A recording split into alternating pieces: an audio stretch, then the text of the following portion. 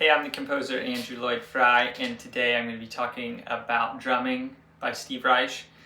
A couple overview things before we kind of get into some of the details of the piece. I really think of drumming music for malleted instruments, organ and voice, and music for 18 musicians is this very logical stair step, and music for 18 musicians being the pinnacle of all these things he was experimenting with. So music for malleted instruments being the prequel, and this being the prequel to the prequel. I made a video on both music for 18 musicians and music for mallet instruments, voices, organ.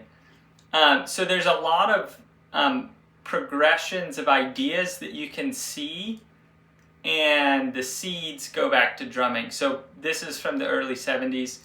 Before that, Steve Reich was doing a lot of electronic stuff that, those pieces I don't personally gravitate to. And then he was doing some phasing works. So he did one for piano that's pretty well known. For me, Steve Reich's works really get exciting at drumming. I feel like it's a little more expansive than his other works and a little less dry. But I just think it's interesting that you can see a lot of these ideas in germ form that I feel like shine a little bit more and are perfected in music for 18 musicians.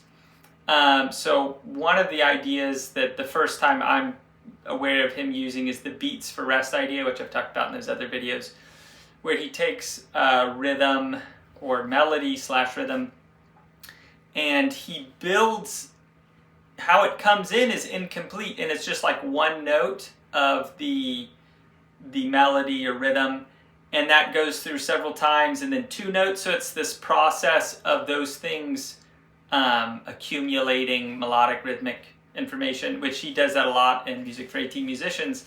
And I think this was the kind of like the trial ground for that idea. The other thing is this piece is in 12/8. So one time, I can't remember if I was reading or an interview, I can't remember, but Steve Reich was talking about 12. People think 12 is the magic number for melodies, like 12-tone music and stuff like that. And he was saying 12 is the magic rhythmic number because you can divide it up so many ways. You can feel like you're in 4, you can feel like you're in 3, you can feel like you're in a really big cycle of 2, 1, 2, 3, 4, 5, 6, 7, 8, 9, 10, 11, 12. Or you can even do what feels like when you're just using the accents or the way it's played, like a measure of 5 and 7. 1, 2, 3, 4, 5, 1, 2, 3, 4, 5, 6, 7, 1, 2, 3, 4, 5, etc. So that this piece is in 12, and that idea is that's kind of changed my compositional world.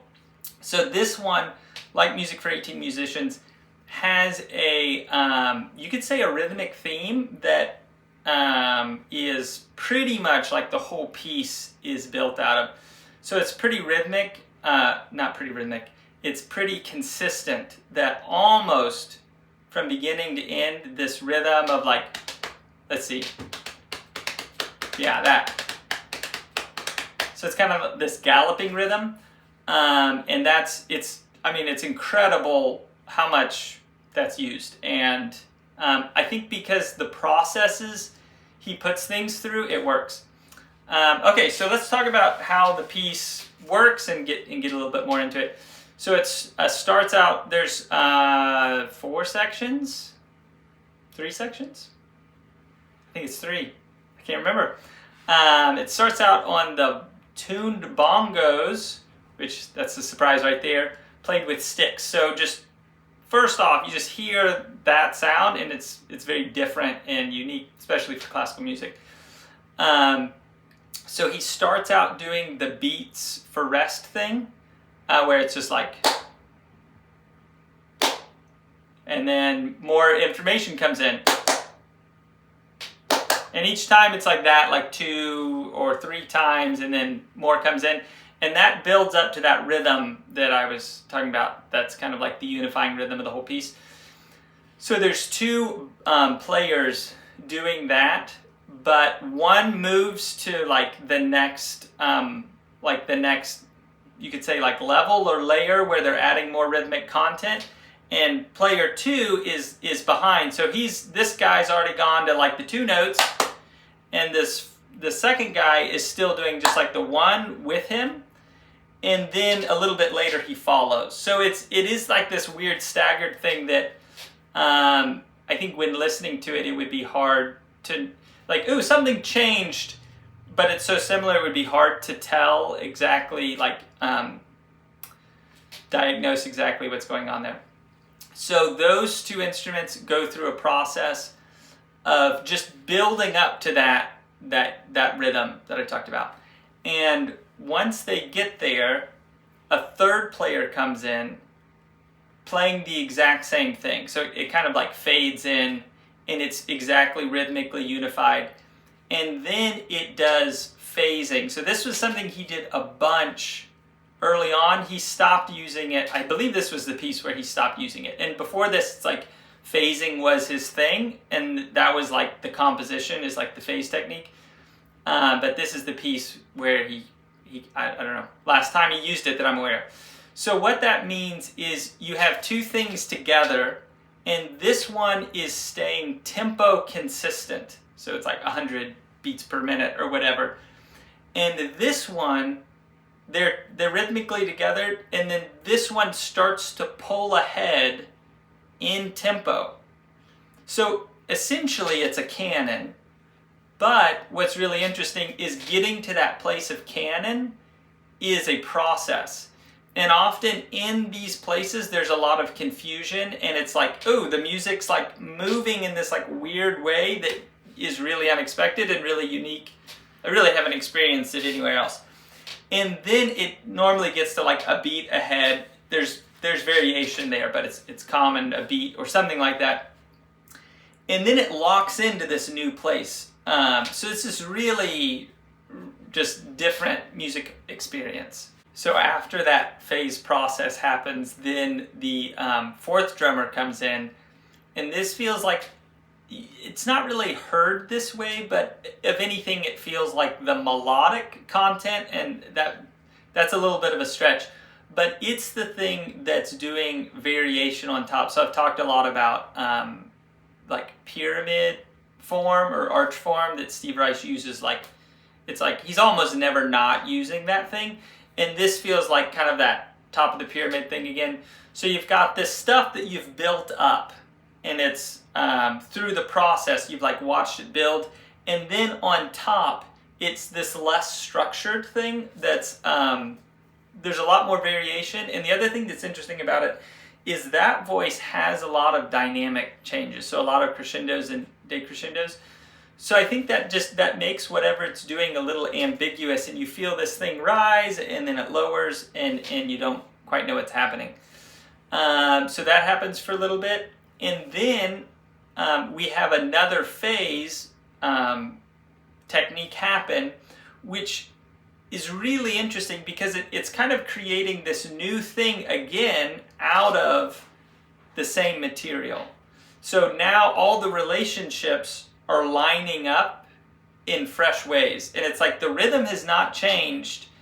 Nothing's really changed other than like they were like this, and then it moves, and then it's like that. So that's pretty much what happens in section 1. Section 1 is all just the drums. Section 2 comes in, and it's marimbas, 4 marimbas. Yeah, I believe it's 4. And what's interesting is the drums are maintaining what they've been doing, and the marimbas slowly come in at doing rhythmically identical material. So it's kind of this like slow, really gradual fade in, and then the drums come out, and then the marimbas keep going.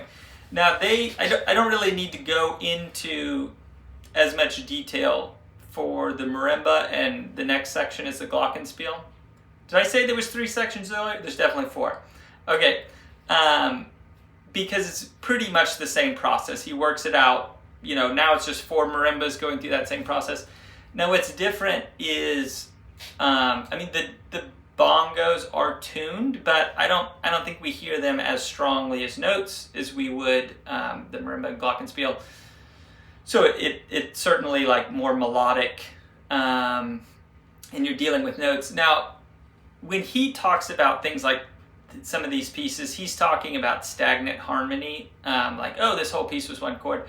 I don't really think of it that way. And if you look at the notes that he's using across a measure of like a marimba part, it doesn't really feel like it fits into a harmonic box. It's like, okay, there's like 4 consecutive notes together, and I don't know, I wouldn't really analyze this as a cluster like that. So, if you think about it, it's like with the phase thing, that it's not going to be like super, I don't know. I just don't think of this as harmonically driven or harmony at all. I just think of melodic ostinatos that are stacked, and you're making them in such a way that you know that the relationships are going to be moving. So there's certain things you would do. I think certain intervals you'd avoid, like the minor ninth. I would avoid like minor seconds, especially hitting on strong beats at the beginning of measures. So the other thing that's a little bit different about the marimba part is once they get to the top of the pyramid, the thing that comes in on top is voices. So again, this is the beginning of the resultant pattern thing, where he builds this stuff up, and then he has something come on top, pick out these melodies that actually aren't there, but that the ear hears from all these things mingling together. So he has voices do that, and interestingly, the voices are instructed to sound as much like marimbas as possible, which is just interesting, kind of an interesting texture and sound.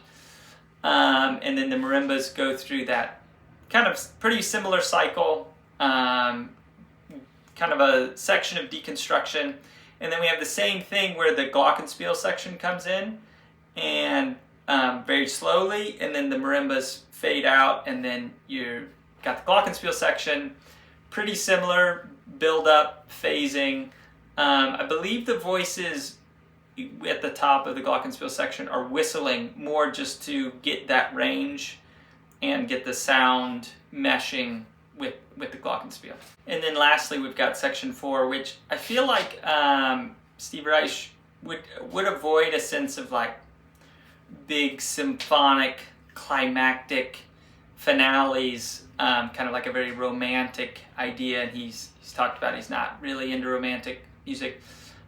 This one feels a little bit more like we're going out with fireworks. So we've had the drum section, the marimba section, the glockenspiel section, and part 4 is all of them together. So it's a lot bigger.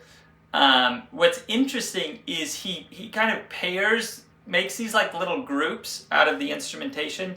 So it's like the glockenspiel and the marimba are like tied together, and they're doing their beats for rest thing together, and they're developing together. And then the drum and the marimba are tied together, and they're doing their development, and they're all developing into that same rhythm that I talked about, that's been used the whole time. So they develop that process of beats for rest, and once we get to that thing fully developed and fully built, then we have a section, it's kind of like phase galore, where it's just like they're all unified doing this one rhythm, and then just, okay, now this instrument's phasing, now this one's phasing, now this one's phasing.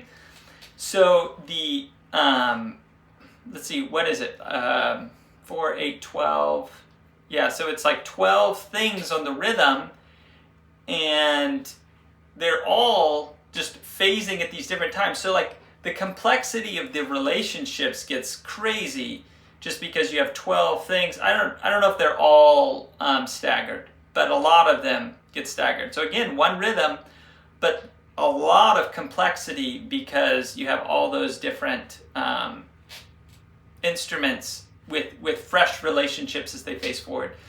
And then you also have the voices come back in on top. So again, it's like that pyramid thing. Now, what you'd expect is kind of, he really likes to build and then deconstruct, but this one just builds and stays high, and I love the ending. It's just like everything's going. It feels like, you know, we're at triple F, fortissimo, yeah, and then it just cuts off on like the beat 1 of the last measure.